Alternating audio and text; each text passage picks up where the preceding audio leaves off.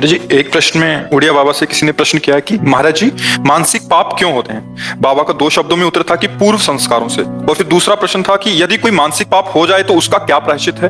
तो बाबा ने उत्तर दिया, सच्चे मन से पश्चाताप करें और भगवत नाम जप करें।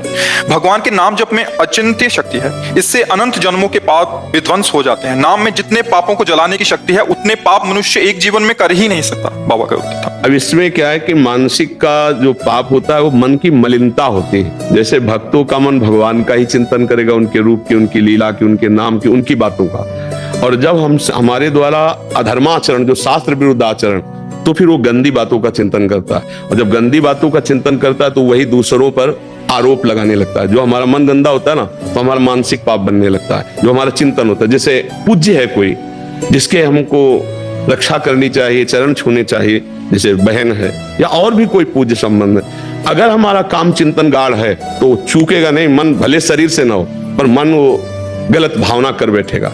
ऐसे ही बहुत लाखों मानसिक पाप होते हैं। आप देखो ना, जिस मन में भजन नहीं होता वो करता क्या है, राग द्वेष का चिंतन करता है, नाना प्रकार के लाखों पाप, तभी मलिनता भरती चली जाती है। पर कलयुग का एक प्रताप है, कलिकर एक पुनीत प्रतापा, मानस पुण्य होए नहीं पापा।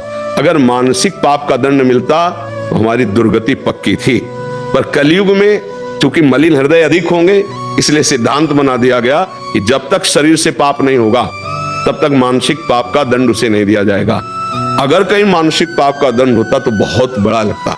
तो हमारे मानसिक पाप बने ही ना, क्योंकि मानसिक चिंतन कलयुगी प्राणी उसे रोक नहीं सकता, क्रिया में उतार देगा, क्योंकि उसमें क्षमता नहीं है।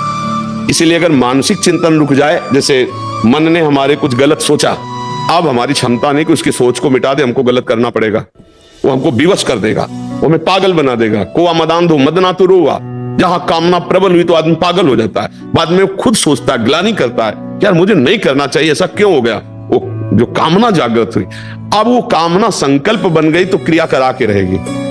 अगर केवल स्फुरणा हुई, शांत हो गई तो बच गए। तो स्फुरणा ही ना हो, इसके लिए कोई उपाय, बाबा कह रहे नाम जप।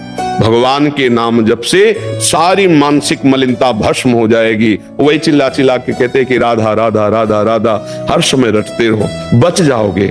जो मानसिक पाप हैं, जो शारीरिक क्रियाओं में परिणित हो जाते हैं, उनको हम वहां उदय ही ना होने दें, उनका संकल्प ही ना बनने दें। तो राधा राधा राधा राधा हम नाम जप करते रहे, खूब नाम जप करें तो शारीरिक मानसिक सब पापों से मुक्ति मिल जाती है और भगवान हमें अपनी शरण में ले लेते हैं। हमारा आवागमन, जो जन्म मरण का चक्र है, इसे छुटा देते हैं।